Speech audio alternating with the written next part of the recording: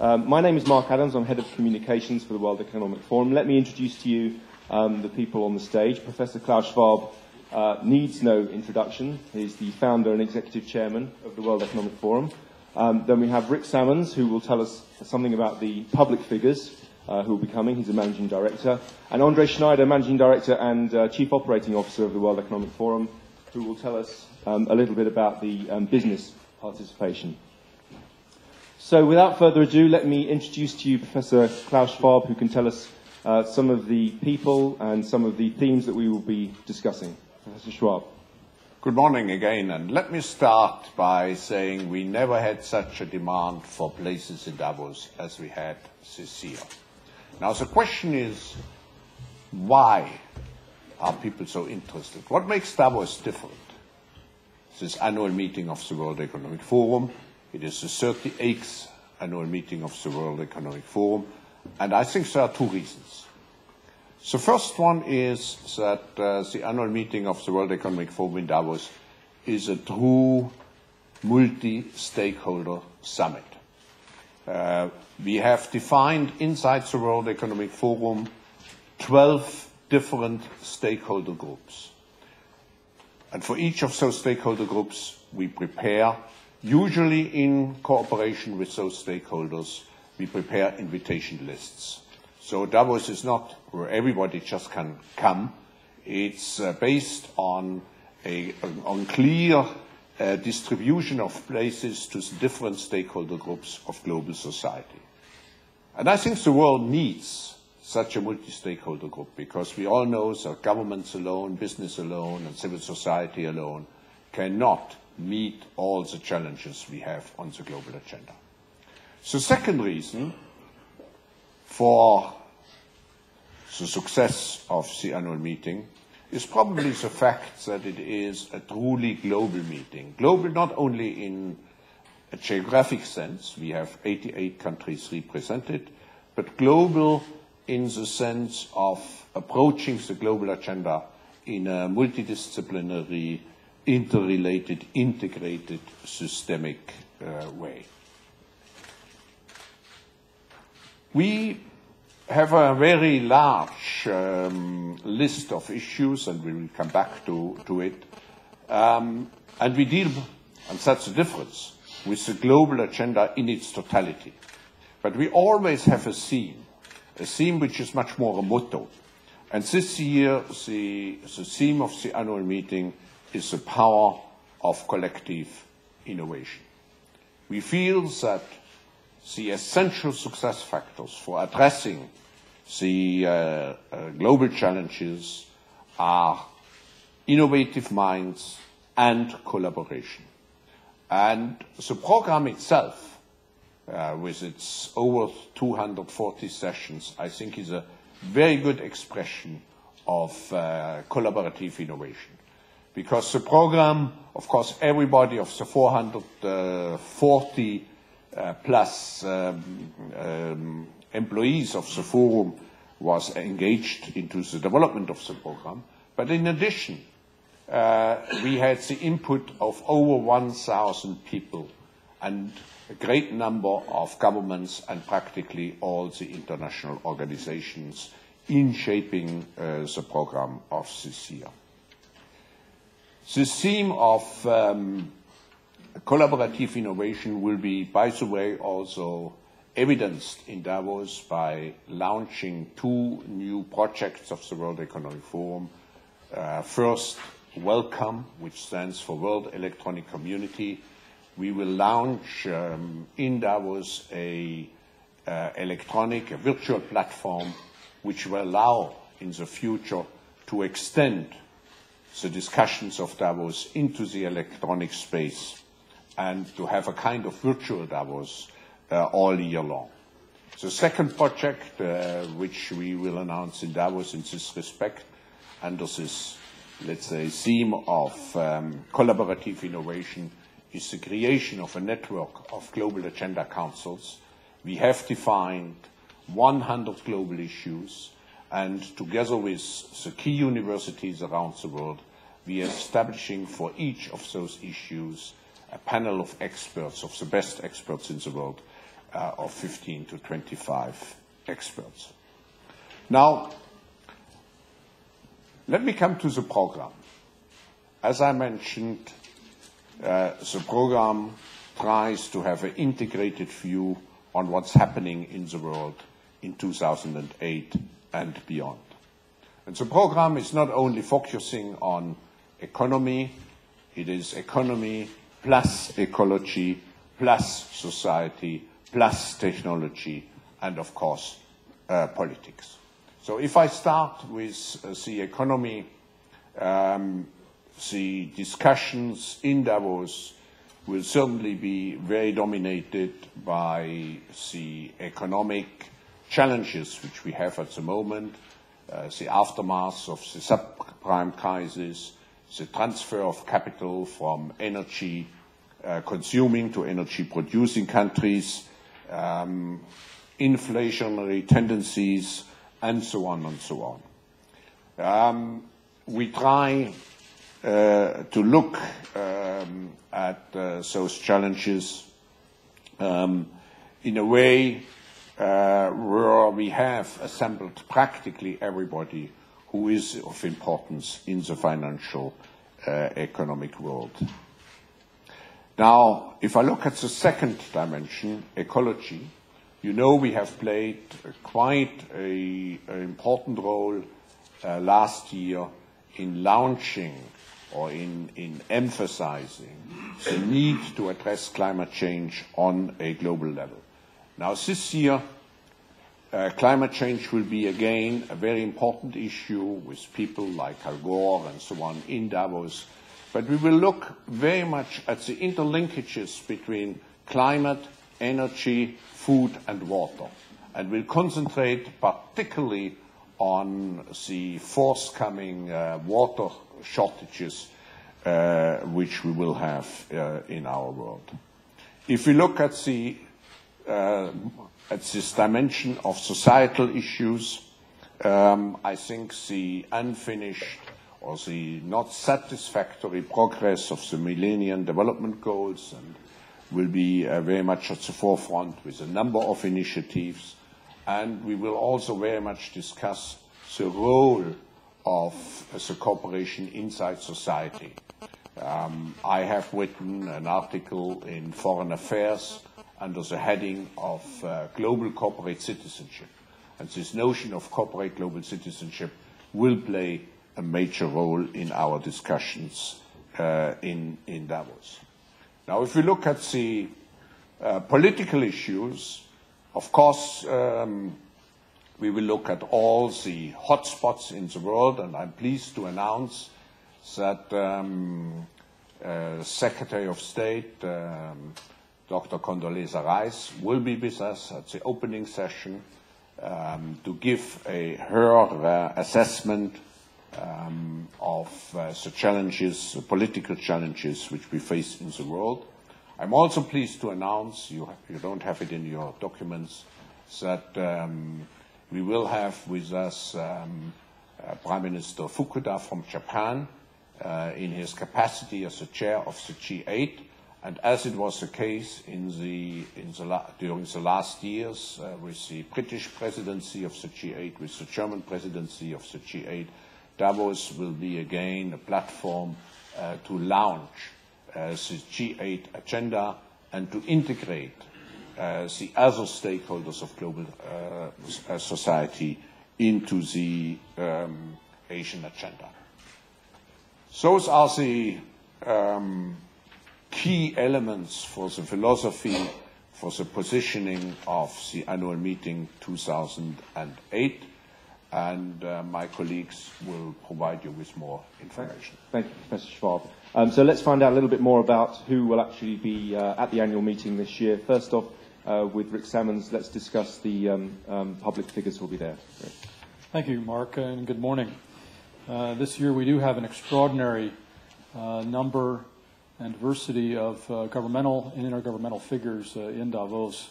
You have the aggregate numbers in the press release, but just to give you a flavor, we have over 200 governmental leaders coming from every region. We've got about nearly 30 heads of government or heads of state over 100 ministers, about 80 of which are from G20 countries. The forum tends to concentrate on this group of systemically important countries.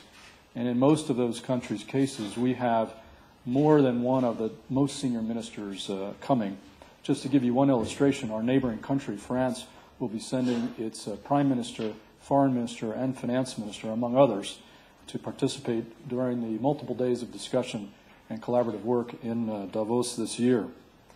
The G20 accounts for about 3/4 of global economic growth, 50% of the growth in trade, and about 70% of the holdings of foreign exchange reserves, just to give you some sense of the concentration of significant decision makers relating to the international economy that will be with us here in the eastern part of Switzerland this year. I'd also want to mention just briefly that we have an extraordinary assemblage of heads of international organizations this year, including the still new Secretary General Ban Ki-moon, and over 20 of his colleagues who head organizations that are part of the UN and Bretton Woods system. Notably, we will be hosting a special convening of ASEAN this year, earlier in the week, and there'll be some important aspects in the program as well, including a plenary,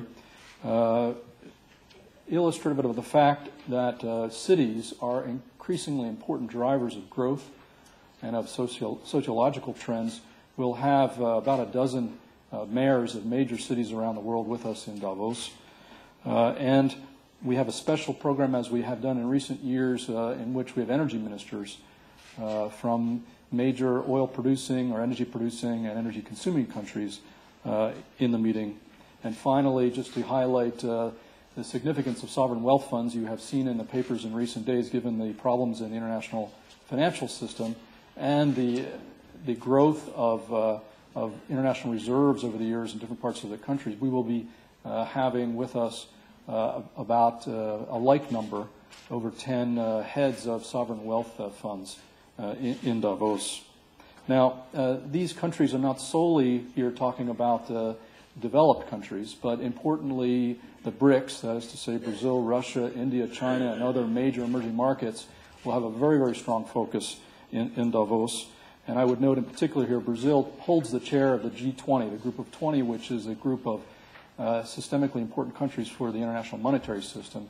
Brazil holds the chair this year, and the forum has a cooperation with the G20, and they will be chairing some important meetings.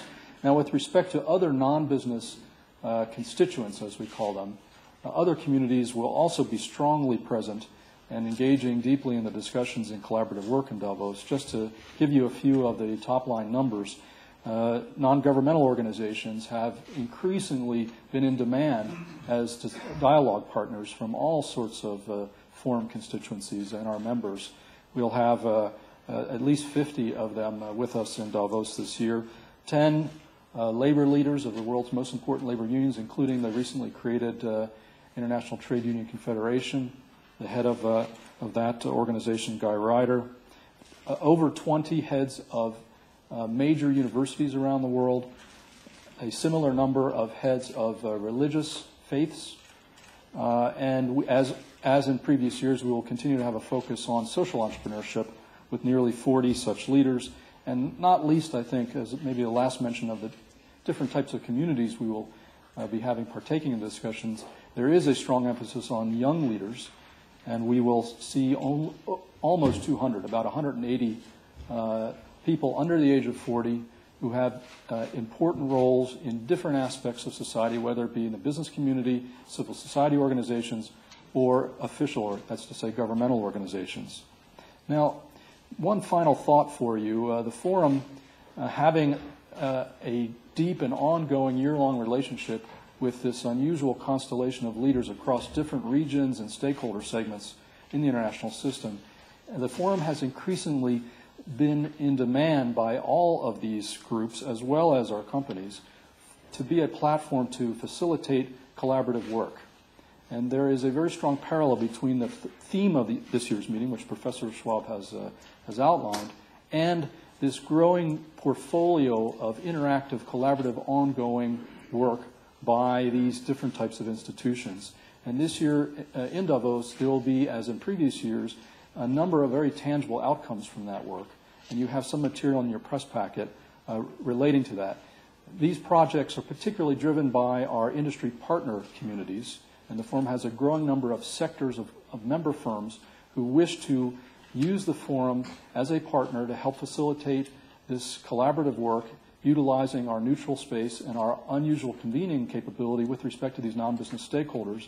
And there will be some very specific work and also announcements and reports relating to issues from humanitarian relief to water and environment and climate, to financial issues, to corporate citizenship, to West and Islam country dialogue. There's quite a diversity of very serious work that has been going on and will have a very important influence on the nature of discussions in Davos this year. So with that, let me turn it back to you, Mark. Thanks, Rick. André, if you could tell us, I think you're going to tell us a little bit about the open forum later, but first if you could tell us a bit about the business participation in the meeting. Yes. Hello to everyone. I think, as Professor Schwab already pointed out, the participation is outstanding, and we can say exactly the same thing also for business participation. We have over 900 chief executives, which is the highest number we ever had. And we can also say that in this group, we have actually 74 of the top 100 companies listed either on FT, Forbes, or Fortune. And I think that is also a high which we had never before. I think we can also say, again, and that's very important to us, that we have a very good graphic distribution with almost a third, equal parts, with 1/3 from Europe, USA, and the rest of the world. And we have representatives of over 80 countries from the business. And within there, actually, over 20% of those companies are coming from developing countries, which is also very important for those multi-stakeholder discussions to have them present. Without going through the full list, which was distributed to you in the press package, I would like to point out some specific examples. First of all, we have most of the top-ranking women business leaders, and let me just give you here 3 names. We have Ms. Barnes, the Chairman and Chief Executive Officer of Sara Lee Corporation. We have Ms. Carroll, Chief Executive of Anglo-American, and we have Ms. Nouri, Chairman and Chief Executive Officer of PepsiCo.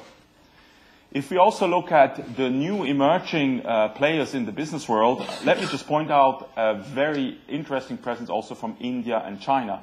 Naturally, we have a very good presence from the whole Asian region, but let me just point some out. We have Mr. Mittal from Arcelor. We have Mr. Ambani from Reliance Industries. We have Mr. Kamath, who is the Chief Executive Officer of the ICICI Bank in India, and is also one of the co-chairs of the meeting. We have Mr. Wang Jianzhu, Chief Executive of China Mobile Communications Corporation, who is also one of the co-chairs. We have Mr. Yang Yangqing, Chairman of the Board of the Industrial Commercial Bank of China Limited, which is actually one of the biggest market capitalizations of banks in the world.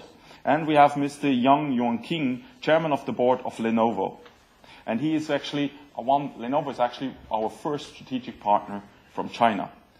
As we heard, all our industry sectors are very strongly present, especially also, as Professor Schwab pointed out, the banking sector. But let me just give you a short highlight on the energy sector, as we also have lots of discussion, and we will have a specific energy summit where actually many of the hot topics around energy will be discussed. So we have Mr. Hayward, the Group Chief Executive of BP. We have Mr. Gabriele de Azevedo, the President and Chief Executive Officer of Petróleo Brasileiro, Petrobras. We have Mr. Juma, President and Chief Executive Officer of Saudi Aramco. We have Mr. O'Reilly, Chairman and Chief Executive of Chevron. And we have, naturally, Mr. Van de Veer, Chief Executive of Royal Dutch. But naturally, behind there is also a very good presence from many global companies from Europe and US. And let me just add some last examples. For example, from Switzerland, we have Mr. Brabeck. From Nestle, we have Carlos Ghosn. From Renault and Nissan, we have Mr. Barrett from Intel, we have Mr. Blankfein from Goldman Sachs Group, Mr. Chambers from Cisco, Mr. Dell from Dell, Bill Gates from Microsoft, and many, many others. I think you can see we have an outstanding presence of business people, and as we heard previously, it will be a unique opportunity for all those CEOs to actually engage in discussions, to actually use very well our motto or our title, the power of collaborative innovation, to actually bring some solutions to some of the most important issues of this world. Now let me just quickly give you a highlight on the Open Forum. This will be the 6th edition of the Open Forum, and it is, like last year, co-organized with the Swiss Protestant churches. We will have 7 sessions where we will talk about many different topics. Let me just cite them. The first topic will be the comeback of religions, a potential danger for the secular state. Private equity and hedge funds, friends or foes. USA, what next after the elections? What are Russia's geopolitical ambitions? Do we need economic growth to achieve more sustainability? The climate change divide. And finally, virtual worlds, fiction or reality. And to give you just some participants which will take part in the Open Forum, and for those who have not yet heard about that, that is actually part of the annual meeting program where actually the public at large can participate and which draws every year over 2,000 participants. We have Pascal Couchepin, the president of the Swiss Confederation, Mr. Khatami, former president of Iran, Mr. Kamoshita, Minister of Environment from Japan, Kay Bailey Hutchinson, Senator from Texas. We have Achim Steiner, the Executive Director of the UNEP, the United Nations Environment Program, Sharon Burrow, President of the International Trade Union Confederation in Brussels. We have Mr. Ye, CEO of 3i Group. We have Mr. Rossdale, CEO of Linden Labs and Second Life. We have Mr. Hoffman, President of LinkedIn Corporation. We have Ndi Odereke Onyuke, Director General and Chief Executive Officer of the Nigerian Stock Exchange. So also here you can see that we try to look at many topics which are raised going forward through the global expansion of business and some of the big questions which are raised in the intersection between society and business. That was all I had to share with you. Thank you. Thank you, André. Now we have plenty of time for some questions. I see a hand straight up the back there. Could you please identify yourself, say which organisation you're from, please, before you start your question? Kuwait News Agency. My question is for Mr. Schwab. On the snapshot on NBC, you were asked, when will you retire? You said an artist never retires. So my question is, how do you define your contribution to global connectivity over the last 38 years? And could you highlight a little bit your focus on the Middle East in the next meeting? Thank you. First, I think there are 3 questions involved or integrated into your statement. So first, concerning retirement, I would prefer if you ask these questions in 5 to 10 years.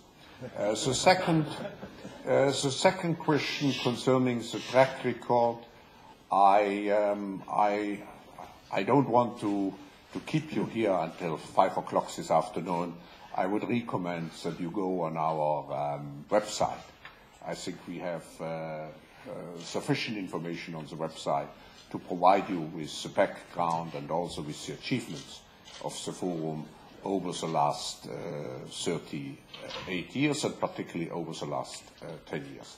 Now, as far as the Middle East is concerned, you know, we, the forum, and I personally have been very much engaged in addressing the issues of the region, and actually I would like to remind you that in exactly 30 years ago, a little bit more than 30 years ago, in November 1977, the Forum transformed itself from a more European-oriented to an internationally oriented organization by organizing a big Arab international meeting attended by 2,000 people in Montreux.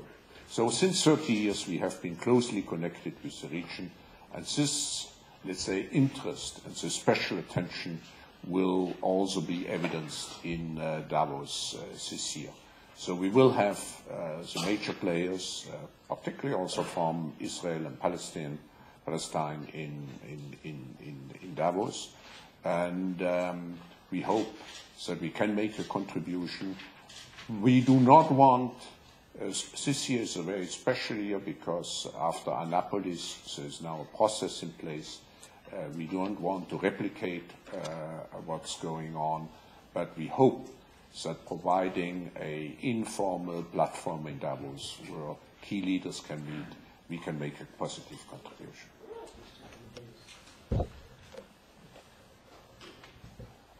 Jamil Shah, the Estado de São Paulo, Brazil. I have a question for you, Mr. Schwab. I would like to know your views on Latin America in 2008, and especially on the program. In one of the sessions, it says the reemergency of a middle class in Latin America, and at the end of the explanation, it says that perhaps the policies, the economic policies, could be called a Latin American model, offering an alternative to neo-socialist voices. Due to the fact that half of the countries, or almost half of them, are governed by socialist voices at the moment in Latin America, how do you see this prevailing or not prevailing in the next couple of years? Thank you. We have a special interest also in Latin America. We will have a Latin American summit, our traditional annual summit. And I just may go back to our summit last year. Our summit this year will be in Mexico in April, hosted by President Calderon from Mexico. Last year we had the summit in Chile. And I mention it because it is of relevance to your question. The key result of the meeting in Santiago was the so-called Santiago Consensus, underwritten by the business leaders and the political leaders, which says what Latin America needs is sustained economic development, but also greater societal justice. And how to combine those two were integrated into this document. We will have in Davos this year President Uribe. I think it's particularly interesting in terms of the news we had from Colombia during the last days. And of course we will have the major economic decision makers, heads of central banks, ministers of economy from all the major Latin American countries.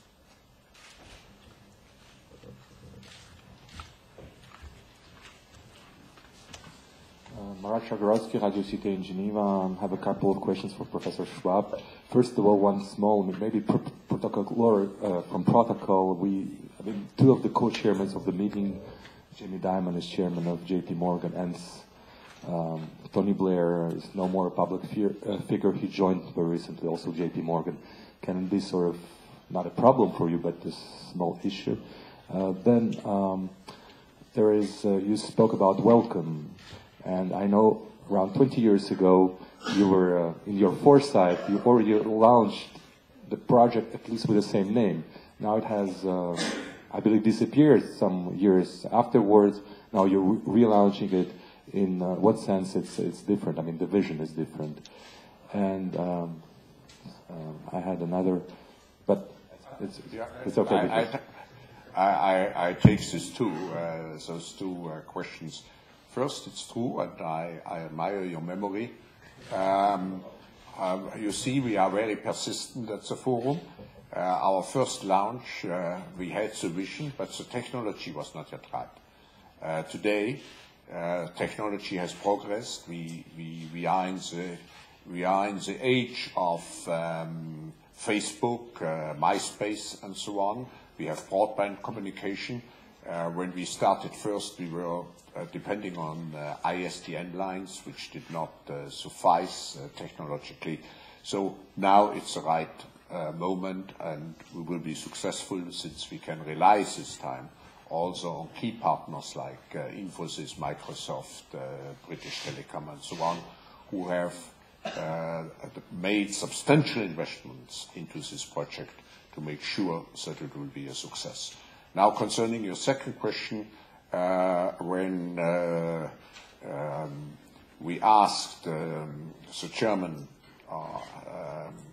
of Morgan to be a co-chair of the forum, we didn't know yet that Tony Blair will also have a relationship with the company.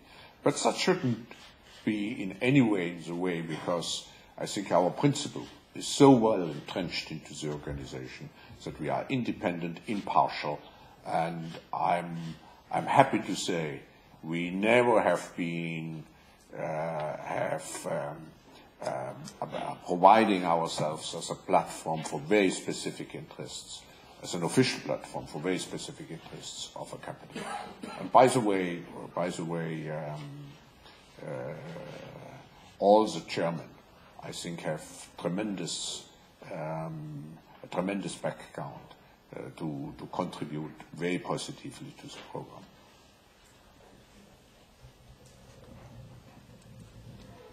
Saki Ouchi with Yomiuri Shimbun of Japan. This is a question to Dr. Schwab. Professor Schwab, could you explain to us, I know you have always put an emphasis on the role of the G8. Some say as the world diversifies and leaders diversify, players diversify, the role of the G8 could be going down. Could you elaborate what you would see as the role of the G8 and what you specifically expect from Prime Minister Fukuda at the forum this year? And if I may, if somebody would care to address what would be the opening, would elaborate on the opening session with Condi Rice?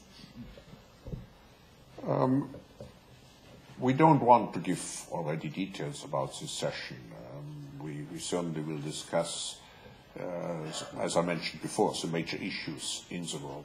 Now, as far as the G8 is concerned, I'm sure that the Prime Minister Fukuda, who is, by the way, accompanied by all the top members of his cabinet, who will stay for a sufficiently long time in Davos to interact with all the participants and to integrate the ideas of business, of other politicians, and so on into the G8 process. I'm sure. I do not know yet what Prime Minister Fukuda will present, but I'm sure it's related to the G8 agenda, which is already partially known, and we know Africa is very important. Environment is very important. You asked about the importance of the G8. I think it's still a very important element in global governance. But what we have seen during the last years actually is that in addition to the 8 original countries, a number of guests are invited from countries which have emerged as major powers in the world, such as China, India, Brazil, South Africa. I think these invitations will show that in the long run, the G8 will probably also comprise those other powers which have emerged on the world scene. Thank you, Patrick Barr from Agence France Presse. I think it's the tradition at the forum to invite leaders who've just been elected during the past year.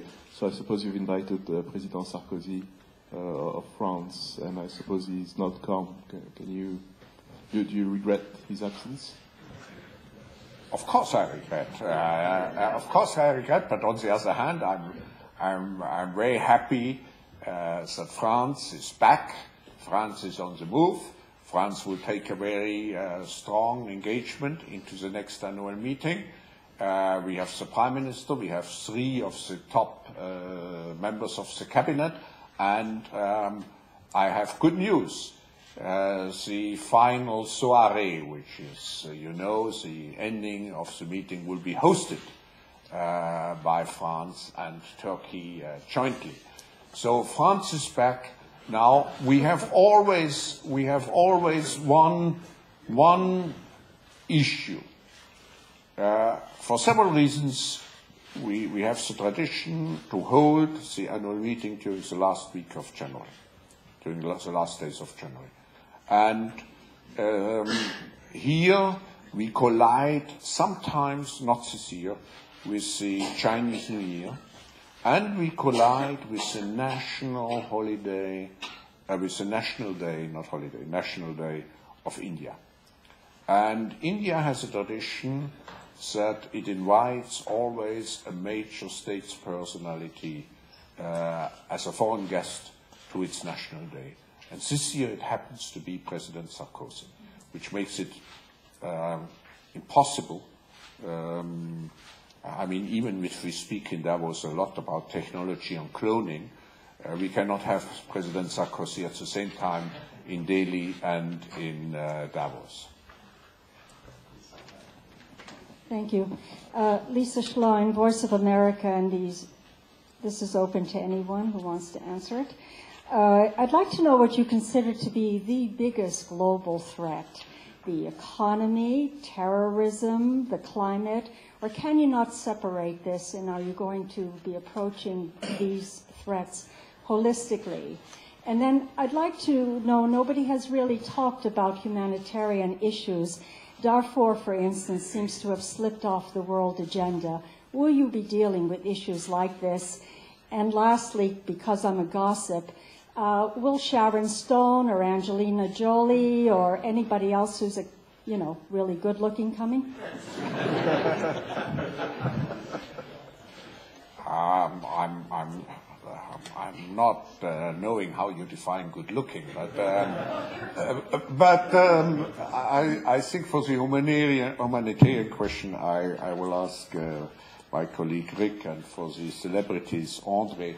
I will respond to your first question. You know, or some of you may know, we published just last week our global risks report, and we undertake research together. It's also collaborative innovation together with some of the major companies in the field, in the insurance business and so on.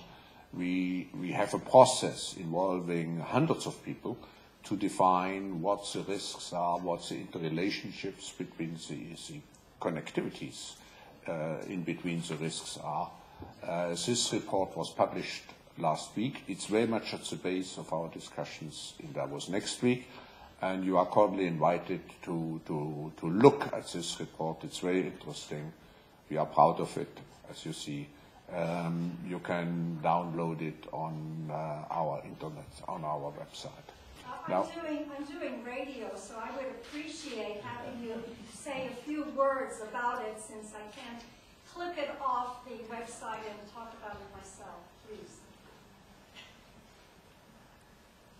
I mentioned there are 26 different global risks we face at the moment, which are all in some way interconnected. And in Davos, we will look particularly at this interconnectivity.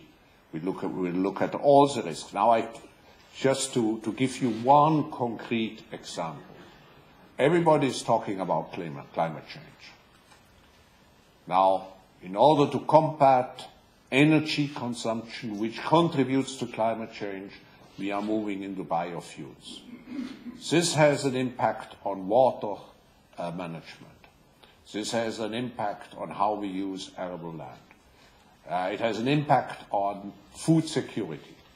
We have seen food prices growing substantially, which leads to quite some social issues, because the poor people will be more hit than those with high incomes.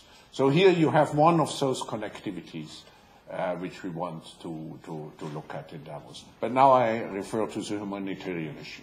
On your question regarding Darfur and humanitarian concerns, in fact, we are making a special effort this year in this respect, in that some of you may know that we, in the context of the annual meeting in Davos, hold a restricted meeting for the most senior political figures who attend.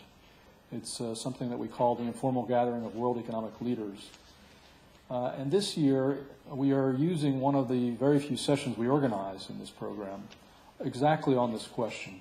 You may know that a couple of years back, the world's leaders unanimously agreed to take action, notwithstanding state sovereignty, when there is a gross humanitarian or human rights crisis within a country. And that certainly happens to be the case that we see with Darfur. So we will have a special luncheon extended session where the Prime Minister of Japan will open it. Kofi Annan, the former Secretary General, will set the stage for the discussions, and we will have quite a number of important African and world policymakers spend some time thinking about the specific question about how the world needs to organize itself better, how to create the institutional capacities that will be necessary to take that promise of action in those cases and turn it into a reality. Thank you. I think answering this, first one has to set a little bit the framework why we invite cultural leaders. I think we do invite cultural leaders because many of them are actually taking a very strong position and a very strong interest in many of the discussion, many of the challenges which we're discussing. And so this year we also will have some of them, but naturally we're selecting them really in view of whether we find the best, I would say, link between those important questions which we want to discuss and their interests. So just to give you perhaps just two examples, we have Bono this year and we will have Emma Thompson. But there are several others, I mean, and I think we mentioned them in the press release. Yes. So we definitively are not choosing on the basis of good looking. Yes, exactly. But we are choosing on the basis of relevance. Yes. Thank you. But I'm choosing questions on the basis of Alexander Higgins of Associated Press. Following up on the Sarkozy question, what about involving President Putin of Russia? I mean, obviously that's the country has been increasingly assertive in recent months and years, and wonder why that wasn't on the agenda this year. Some of you may know we have a very good cooperation with Russia, which we started now in the context also of the so-called St. Petersburg Economic Summit, where we are involved. We will have, in my opinion, the strongest Russian business delegation ever in Davos. We have Vice Deputy Prime Minister Kudrin, and accompanied by several other members of the cabinet. I think we have to be aware that, if I'm not mistaken, it's the 15th of March or mid of March we have the presidential election.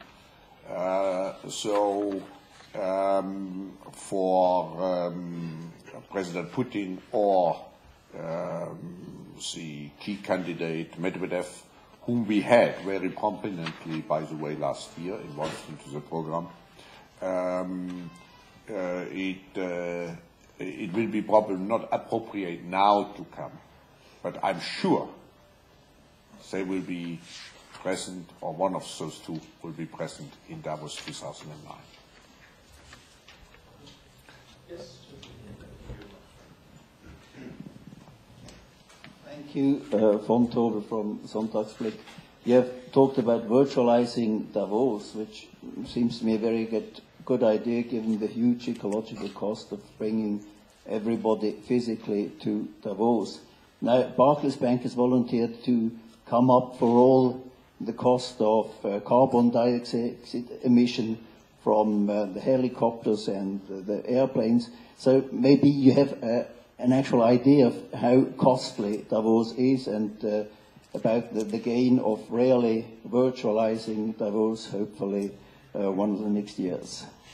I will ask André Schneider to respond to the second part. I have a comment on the first part of your question.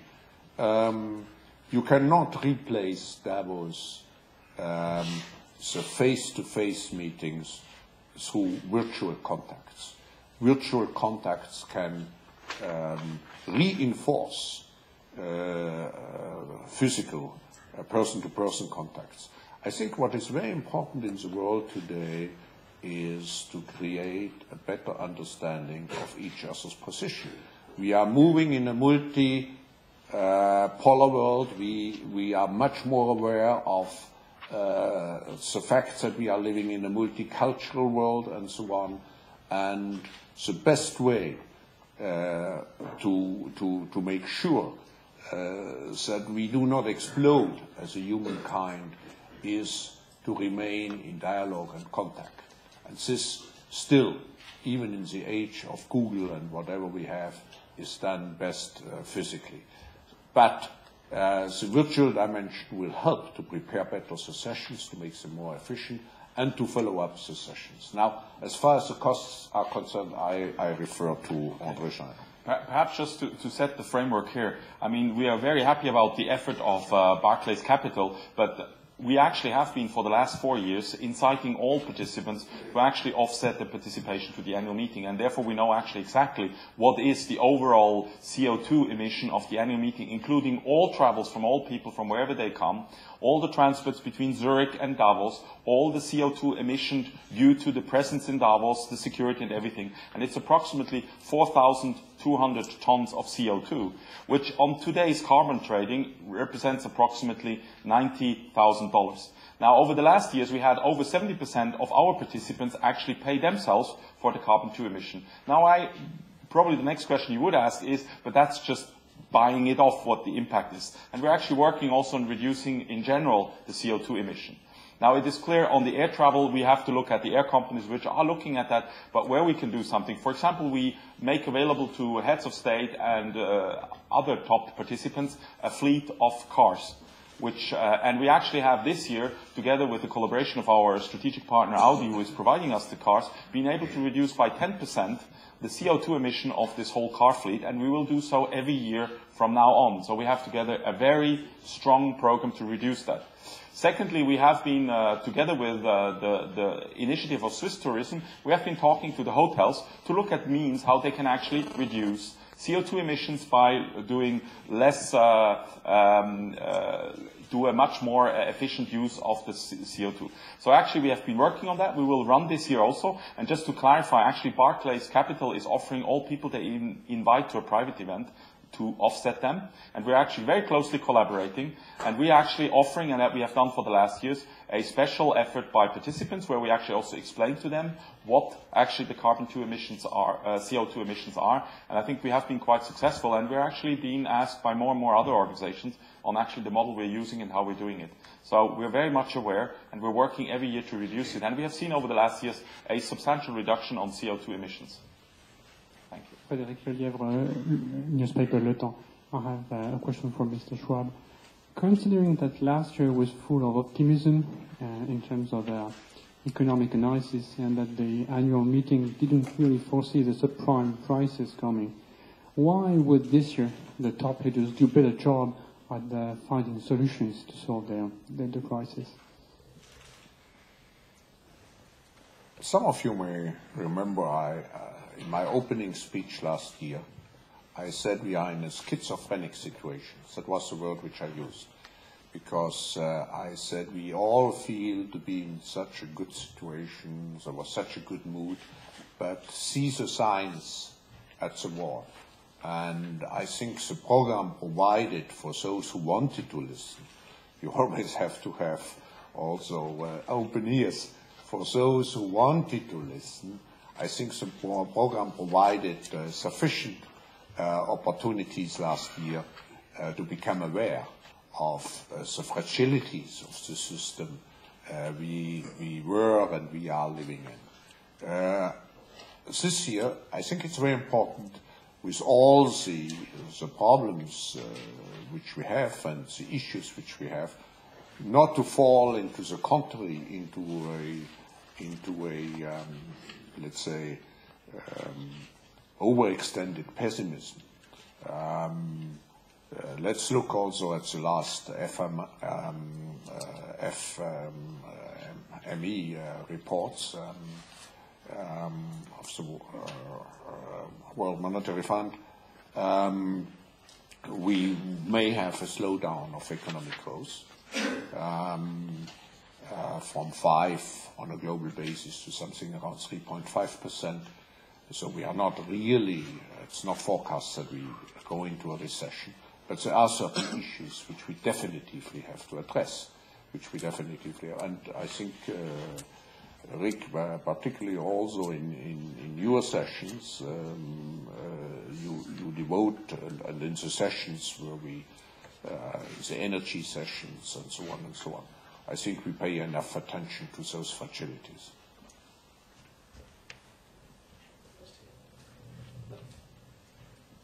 Good morning, John Zarakostas for the Washington Times. Mr. Schwab, you just mentioned you don't want to be over-pessimistic on this year's session, But in your World Risk Report issued last week, your 100 or so CEOs poll did not rule out the US economy drifting into a recession in the next 12 months. And my second question is to Rick. Given the data that's come in the US in the last 48 hours, is the probability now increasing that the US will drift into a recession given the December figures? Thanks. If I speak about optimistic or pessimistic, I do it mainly myself, because we don't want to influence participants. Participants have to create their own judgment based on what they hear, and our task is to provide them with the best input. So already last year we provided them with quite some input on the fragilities. The Global Risk Report is one means to define the situation we are in, but the conclusions have to be drawn by the individual participants. You know, in some ways, the forum's annual meeting is a leading indicator. The discussions, the tenor of the discussions, the topics discussed.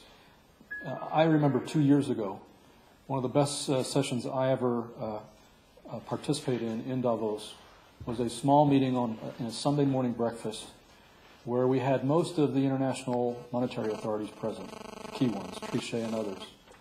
And we had in the room some economists, a couple of whom were warning about exactly the scenario we're seeing play out right now. And this was 2 years ago, and there was a hot debate about the probabilities, the weight of the risks about this. And that 2-year lead time, if you will, or perhaps you could say a year, 15 months, I think is emblematic of the kinds of conversations that the forum is able to facilitate, because we deliberately try to bring expertise from different disciplines and perspectives together with decision makers in order to have that cross-fertilization of views and break through the groupthink that often is in evidence within established institutions. Now, on your specific point, I am not an economic or business forecaster, very happily, because I'm often amazed at how quickly those conventional wisdom forecasts change with the data. But I do think it is quite clear if you take a look at the prognostications of some major economic analysts, including Goldman Sachs, in the shift in the policy positions just in the last couple of weeks by the U.S. Federal Reserve authorities and by others, that I think in general both forecasters inside and outside of governments do perceive that the risks of a U.S. Significant slowdown, if not recession, have been increasing. Thanks. I think we have time for 2 more questions. Gentlemen, just here. I'll give you a microphone. Sorry. My name is Ravi Kant. I represent Business Standard from India. This is a question to Professor Schwab. The World Economic Forum, from time to time addresses all the major challenges in the world. This year, President George Bush will complete his 8 years. And during the last 8 years, he had significantly contributed positively or negatively to the world security, well-being, of the economic well-being. Why is it that the World Economic Forum tends to ignore this aspect?